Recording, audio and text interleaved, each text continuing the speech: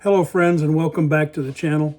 I'm Old Man Abed, and the purpose of this channel is to help high schoolers and young adults navigate their complicated world by giving them a different perspective. Perspective of an old man looking back at the same choices that I made when I was your age and what I learned in the process of my successes and failures. Today I'm going to be continuing with part 7 of my life story and how I got here. The adoption process with Grandma and Grandpa was set in motion, and the next chapter of my life was about to begin, and my world was about to change again. You may have heard me say that a lot of times we need to do what we have to do until we get the chance to do what we want to do. Life oftentimes controls the rules of the game. It always controls the rules of the game. And all we can do is ride it out. When our lives fall apart, we need to hold on until we can find our footing. We need to make the best of what is happening and try to hang on until the sun rises. Life, sadly, is not fair, and we are not guaranteed of anything except struggle. But if we can hold on long enough, it will get better. If we make good choices and stay with it, it will get better. Now, I'm going to tell you, I have never learned anything meaningful or valuable when things were going well. When things are going well, you're not learning anything. You're just having fun. You're enjoying the ride. It's only in times of struggle and stress that you learn valuable lessons about life and about yourself. The secret is to grow and learn during those times. Learn those lessons without becoming bitter and jaded. Now, I can choose every day to be a better man because of who I was and what happened to me, or I can choose to be a victim and use my past as an excuse to justify my bad behavior and bad decisions. Don't waste the lessons that you learned in the school of hard knocks. Don't go through that for nothing. It'll make you strong enough to help others and hang on until the sun rises if you let it. Now, up until this point in my life, it seemed like my whole life was just random events and locations and moving and being torn away from what I loved. I drifted in and out of people's lives with no anchor, no foundation. I had learned to take care of myself, and I learned to survive by my wits, by whatever means necessary. My life had always been in a fluid state, changing from day to day. So, needless to say, I was not ready for the rigid structure that took over my world living with Grandpa Willard. Grandpa Willard ran the house like an army camp. Everyone had their chores, and everyone had their duties to perform. And there was no excuse for not getting your list of jobs finished every day.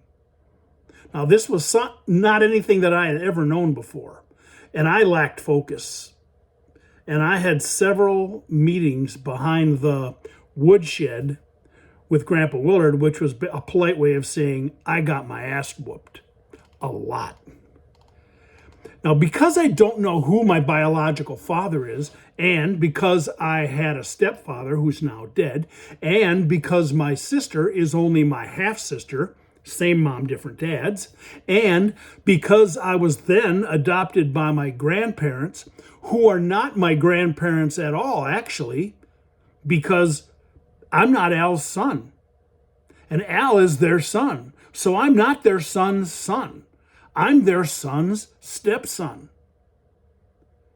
So Willard and Ilona were my grandparents, but they really weren't. They were my sister's grandparents, not mine. So in actuality, I was not theirs. They took me in. They loved me and accepted me as if I was theirs. How does a person ever repay a gift like that? I wish I would have been mature enough back then to understand that and appreciate that. Now, to further confuse things, because this gets really, really bad, my family forest, that's what my wife calls it. People say, what's your family tree? I don't have a family tree. I have a family forest.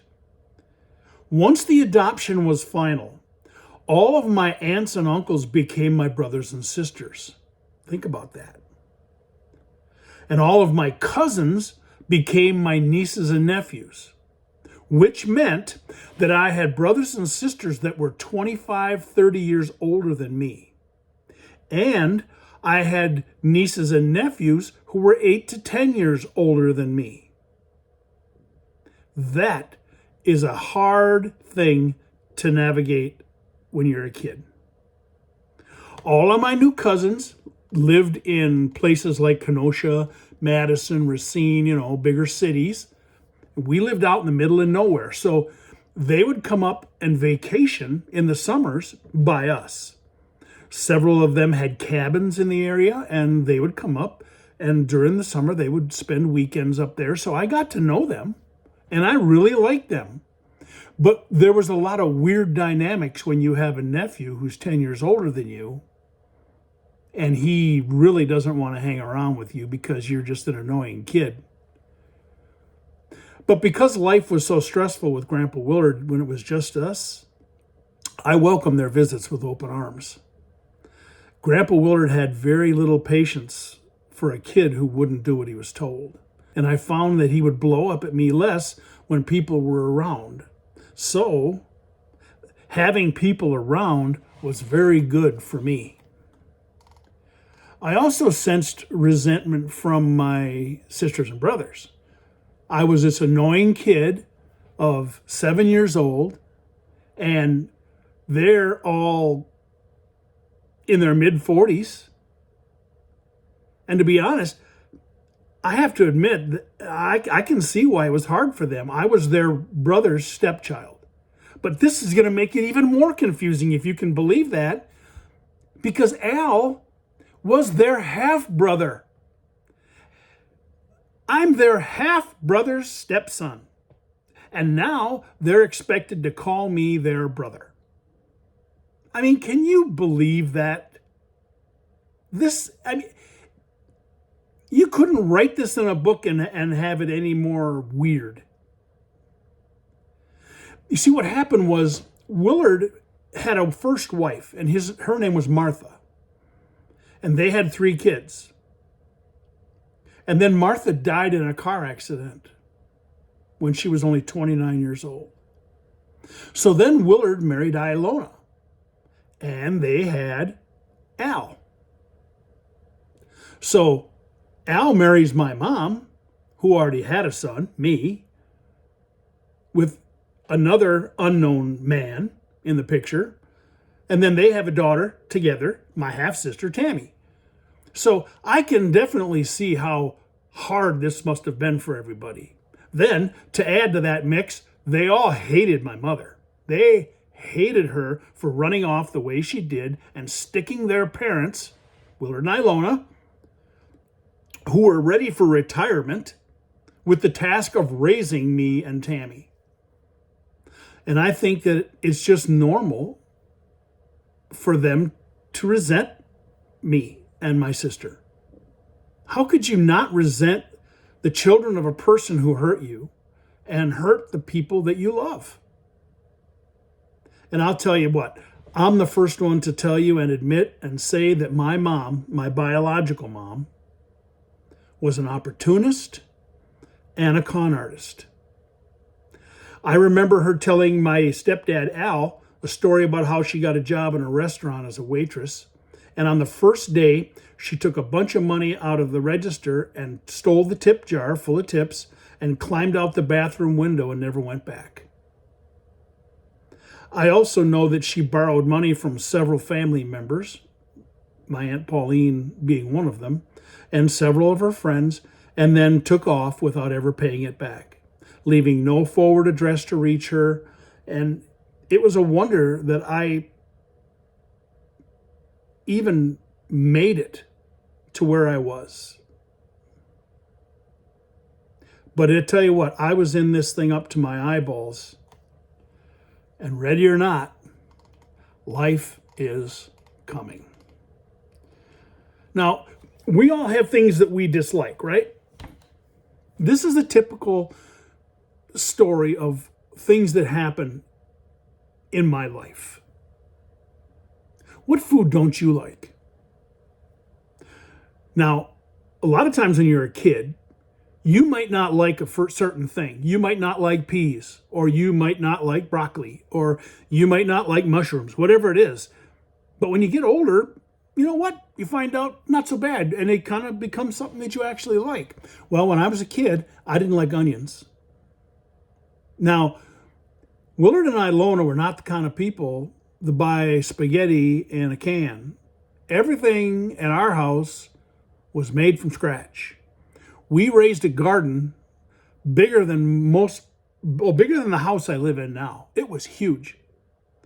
We made everything from scratch. When mom and dad, from now on I'm going to use Willard and Ilona as mom and dad. When mom and dad went grocery shopping, they bought things like flour, sugar, salt, pepper, that kind of stuff.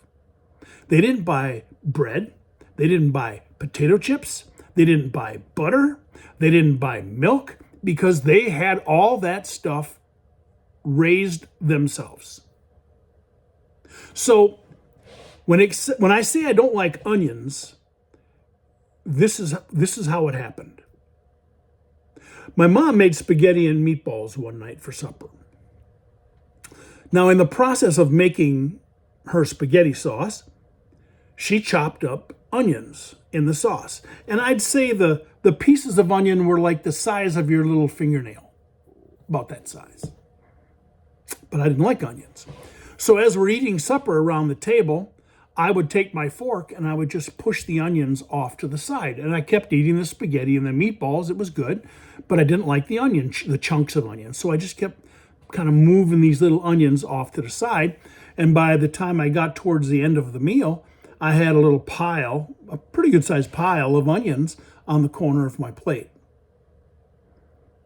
Now, if anybody knows how much I hate onions, and I do to this day as an adult, I hate onions. It is a vile weed. It is the destroyer of recipes.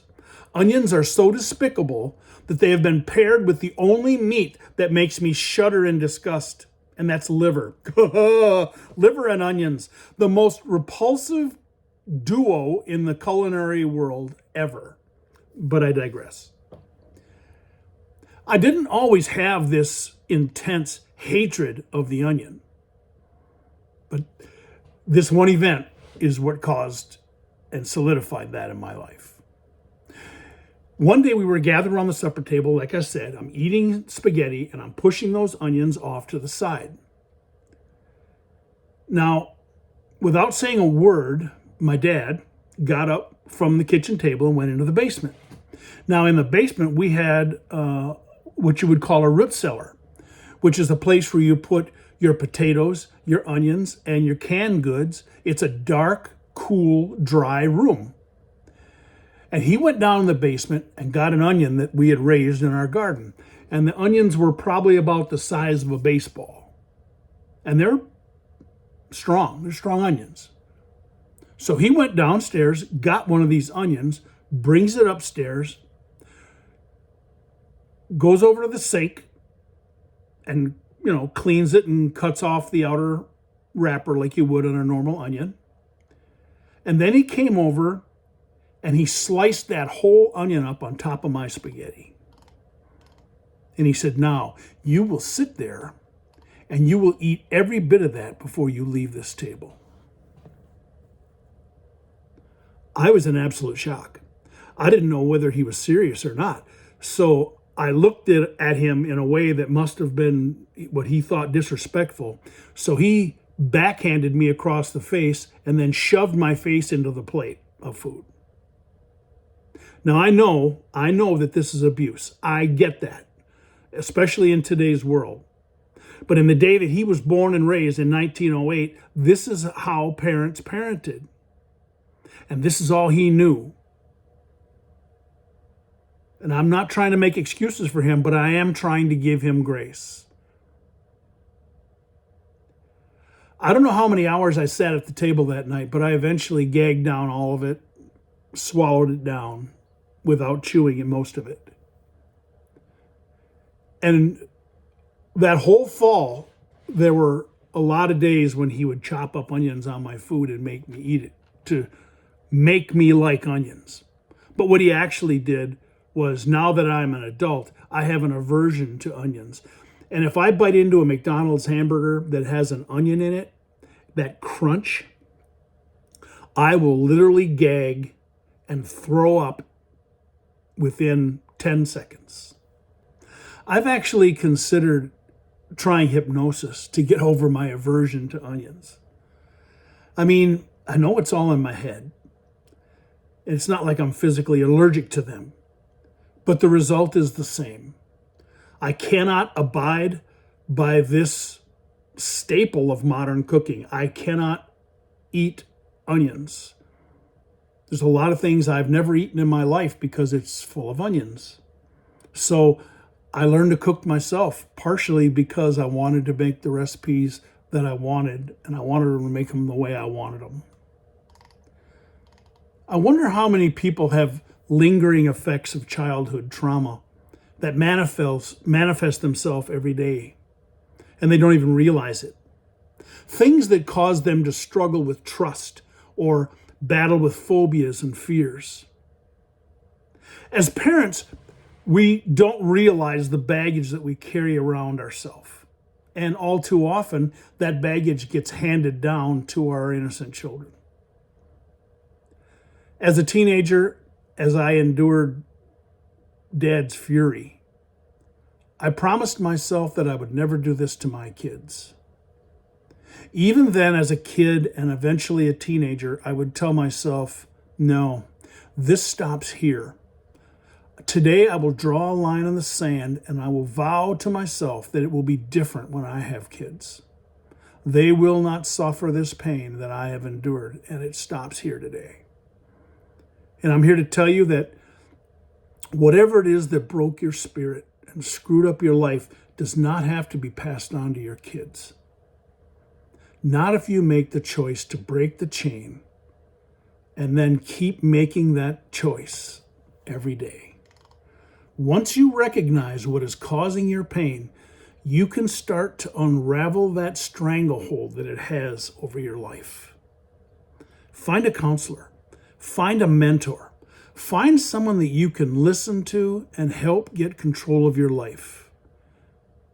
This thing that rules you will lose its control over you when you see it for what it actually is.